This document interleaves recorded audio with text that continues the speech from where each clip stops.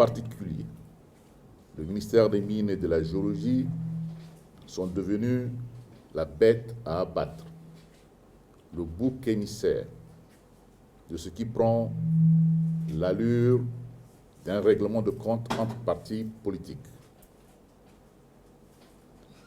Après la présentation du rapport conjoint des ministères des Mines, de l'Environnement et des Eaux et Forêts au Conseil des ministres, et après avoir avisé le gouvernement dirigé par le Premier ministre Firmin Grebada, chef du gouvernement, sous l'impulsion du président de la République, chef de l'État, le professeur Faustin Archange Touadéra, mes collègues et moi organisons ce point de presse dans le but d'éclairer l'opinion sur les réalités des faits.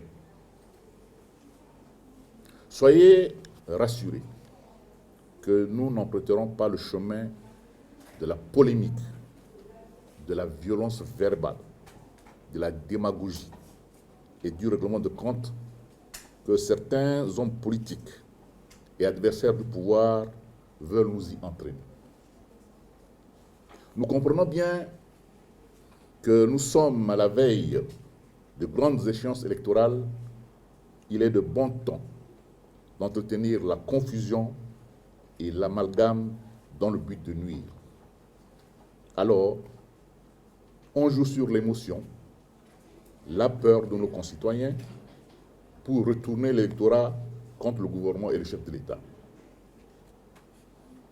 Avant d'arriver au vif du sujet, permettez-moi de décrypter avec vous les stratégies tous azimuts mises en place depuis un certain temps pour affaiblir le pouvoir. Pour s'en convaincre, il suffit seulement d'être très attentif et fin observateur aux sorties médiatiques des acteurs politiques et autres sur les médias internationaux et nationaux. Ces stratégies et pratiques ont été mises en œuvre dans le passé et ont fait leur preuve. Comment?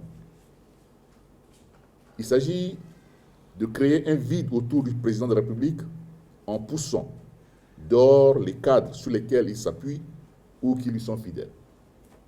Deuxièmement, infiltrer tous les centres de décision et les points névralgiques de l'appareil de l'État ou, à défaut, s'allier sournoisement à l'adversaire ou à l'ennemi. Créer une instabilité institutionnelle. Comme par hasard, les demandes qui affluent en ce moment, à travers les communiqués de presse et autres voies, invitent à la dissolution du Parlement, à la démission du gouvernement, au départ de Madame la présidente de la Cour constitutionnelle. Que recherche-t-on à travers tous ces vacarmes? Il n'y a qu'un seul mot, c'est la fragilisation des institutions de la République et la déstabilisation du pouvoir en place. Mesdames et messieurs de la presse, je voudrais rappeler que la RCA est un pays fragile, très fragile. Les crises récurrentes et entretenues à des fins politiques ont mis l'économie centrafricaine à genoux. Ce n'est un secret pour personne que le budget centrafricain est alimenté en grande partie par des ressources extérieures provenant des partenaires bilatéraux et multilatéraux. Les ressources propres ne sont constituées en grande partie que de la fiscalité de porte, avec la principale entrée, la voie routière du Cameroun. Depuis l'indépendance, notre pays est le seul de la sous-région qui n'a pas encore su exploiter de manière efficiente ces richesses du sous-sol. Alors que tous nos voisins s'appuient sur les ressources pétrolières et autres pour financer les autres secteurs productifs et infrastructurels, et nous continuons à compter sur la bonne volonté de la communauté internationale. Aujourd'hui, la RCA a de la peine à mobiliser les capitaux étrangers. Compte tenu de notre notation de pays à très haut risque.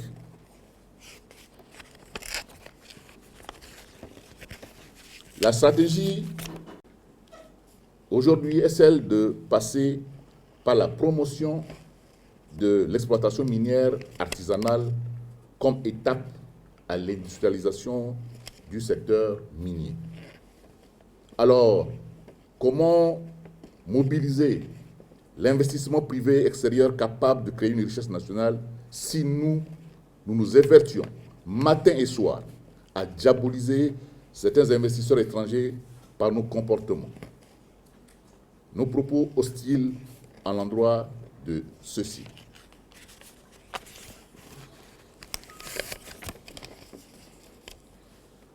Des discours haineux sont distillés à longueur de journée pour accuser ou accabler les ressortissants des pays amis, sans savoir que les pays amis nous apportent énormément de ressources, comme le cas de la Chine.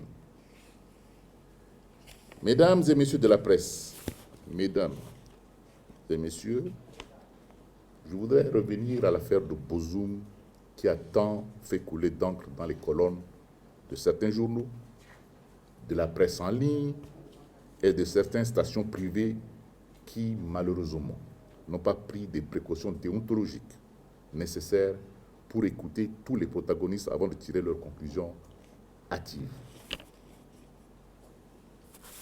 Je voudrais, à ce stade, vous faire la chronologie des faits.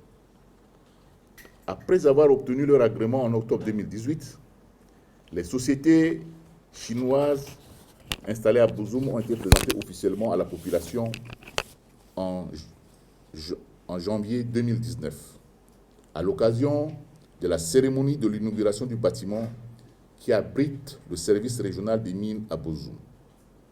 À cette occasion, le cahier des charges a été présenté à la population et dans cette salle, je me souviens très bien, puisque nous avons sur notre site, en présence des 2 députés de la région, Bozoum 1 et Bozoum 2. En février 2019, les sociétés ont démarré leurs travaux d'exploitation. Le 25 mars 2019, soit seulement 1 mois et demi de travaux, une levée de bouclier de la population, animée par le père Aurelio, m'a obligé de pouvoir suspendre les travaux à titre conservatoire. Ainsi, une mission d'experts composée des cadres des ministères des Mines, des Eaux et Forêts et de l'Environnement a été envoyée sur le terrain le 30 mars 2019 pour une évaluation. Le 24 avril, devant la presse, je pense que beaucoup s'en souviennent, convié au niveau du département, une restitution a été faite en présence de tous les cadres de ces ministères impliqués. La conclusion des experts révèle que, selon les normes et règlements en la matière, il était assez prématuré de conclure à un effet néfaste de l'environnement. Et l'autorisation a été recommandée de la reprise des travaux. Le 26 avril, un arrêté a été pris donc pour autoriser la reprise des travaux. Suite à cette autorisation, une autre levée de bouclier, toujours animée par le père Aurelio, a demandé à ce que nous puissions retirer le permis de ces sociétés. C'est ainsi que le 8 mai, après une réunion regroupant le cardinal, l'évêque de Bois, le père Aurelio et les ministres des Mines, de l'Environnement et des Eaux et Forêts, il a été décidé d'une mission pluridisciplinaire pour descendre à Bois pour une évaluation sérieuse de ces impacts.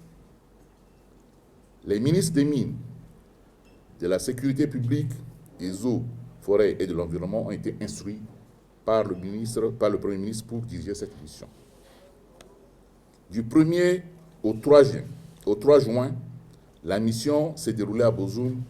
Cette mission, je le rappelle, a été précédée déjà par celle des experts.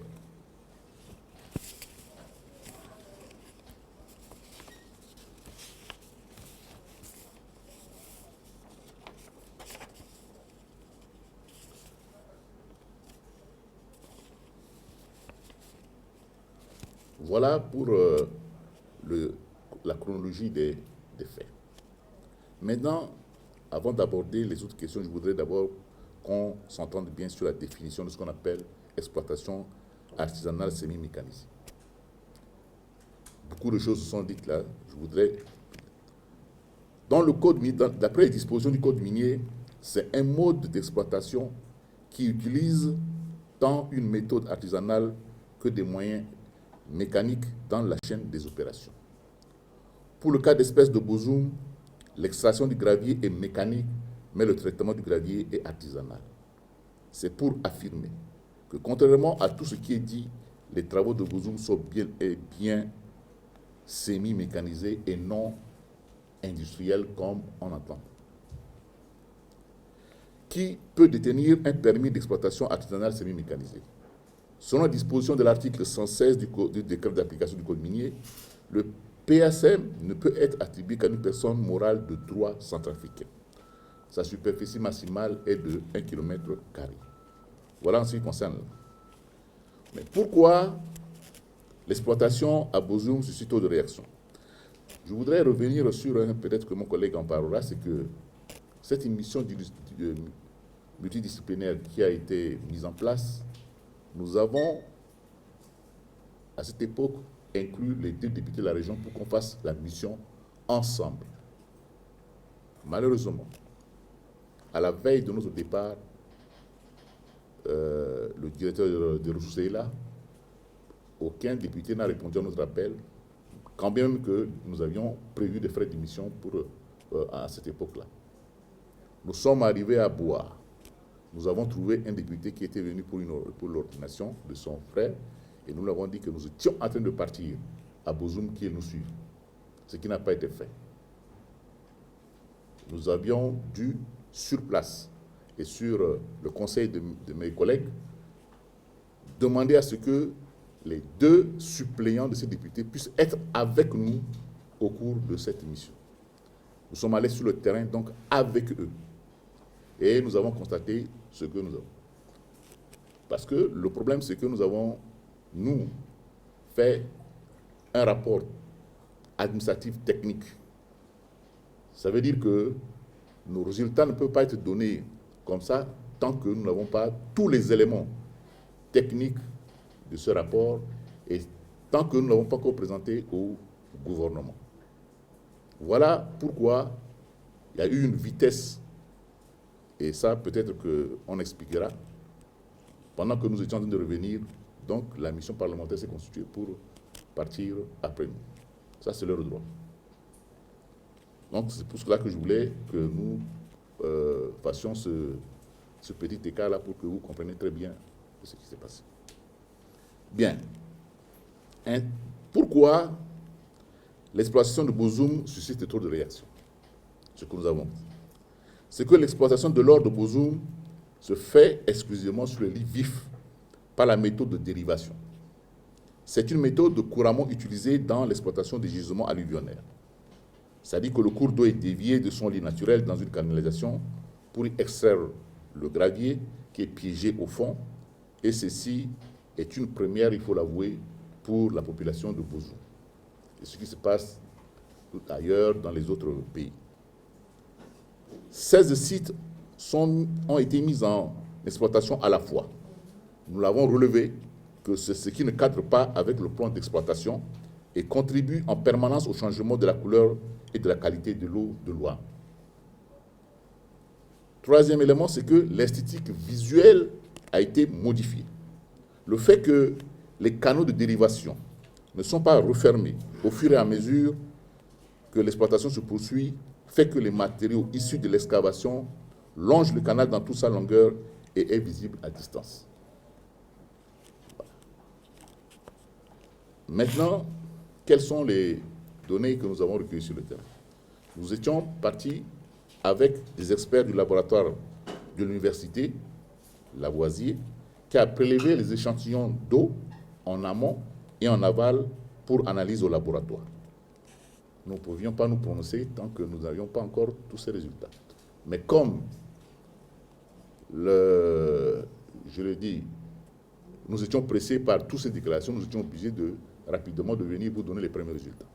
Les premiers résultats n'ont pas indiqué de mercure dans l'eau, mais une pollution due surtout à l'utilisation des engins sur le fleuve. Mais aux dernières nouvelles, donc, nous avions encore voulu qu'on poursuive ces analyses-là en contradiction avec peut-être l'Institut Pasteur.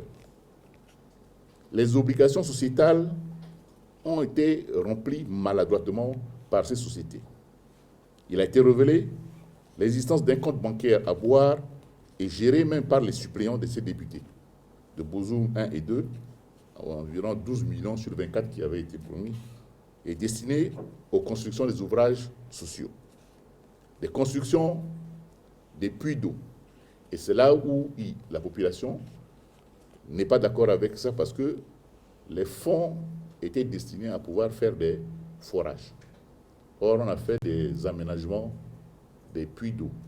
Ça, c'est une... vis-à-vis de la population, ne l'a pas accepté. Ça, ils nous l'ont déclaré publiquement quand on a fait le grand meeting devant la mairie de Bozoum. Autre chose aussi, il y a eu une indemnisation des artisans miniers, la réhabilitation de 2 ponts et la fourniture de kits scolaires pour une école de la zone du projet. Tout ceci, nous avons dénoncé parce que, au fait, en réalité, cette société aurait pu s'adresser, c'est-à-dire qu'au lieu de donner l'argent à la commune directement, aurait pu s'adresser au niveau central pour que nous les orientons. Tant pour la construction des écoles, c'est-à-dire que le ministère de l'Enseignement devait en prendre en charge, de la construction des centres de santé, les ponts, mon collègue des travaux publics. Voilà ce que nous avons reproché donc à ceux-là. Nous avons, comme je l'ai dit, présenté nos rapports et les mesures ont été immédiatement préconisées par le gouvernement. Le gouvernement a décidé de pouvoir mettre en place un comité interministériel qui devait comprendre en son sein les représentants des communautés de base qui étaient chargés du contrôle et du suivi de la mise en œuvre de ces cahiers de charges.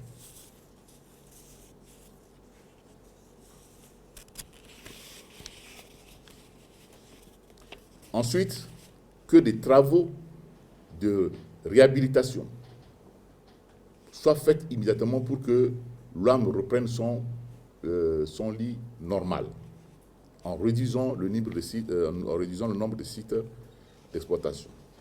De refermer donc tous les canaux de dérivation de manière à améliorer l'esthétique visuelle.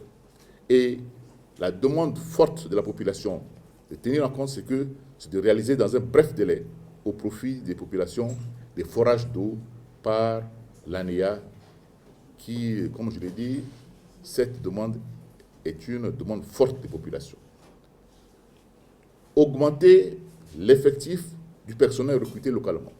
Effectivement, nous avions constaté, et ça nous l'avons dit, que cette société emploie en majorité que les personnels étrangers, ce que nous avons déploré. Et donc, ce sont les mesures que nous avions préconisées déjà pour que nous puissions donc pouvoir rétablir donc les choses dans leurs normes. Bien. Peut-être que mon collègue me complétera, puisque bon, c'est un point de presse, je ne veux pas aller dans tous les compartiments. Je voudrais revenir sur une affaire qui est en dehors de Bozoum et qui empoisonne l'atmosphère aujourd'hui. C'est l'affaire des 40 millions qui auraient été remis à l'honorable Mandapa.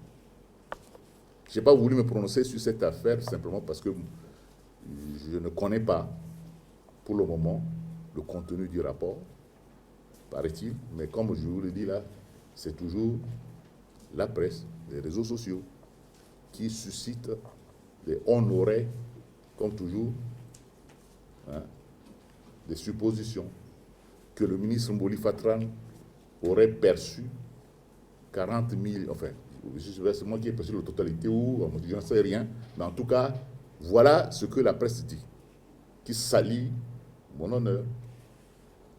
Je me suis posé la question, je me dis, mais comment le ministre des Mines, qui a observé une situation, avait proposé au gouvernement le retrait de permis des sociétés de grosse pointure qui pèsent des centaines de milliards, nous l'avons retiré parce qu'ils foulaient au pied les intérêts de la puissance africaine et voulaient donc me compromettre pour 40 millions. Ça, c'est une question qu'on... Comme je l'ai dit, que je ne réponds pas à cette question maintenant simplement parce que j'attends que le principal intéressé dont on dit, qui m'aurait désigné, parce que c'est même un dossier pour lequel je ne sais même pas quelle est la société, je ne connais même pas, parce que j'ai appelé un de mes responsables pour nous savoir, dire que non, il paraît qu'ils avaient introduit une demande que j'aurais rejetée ou que j'ai remis. C'est tout ce que je sais.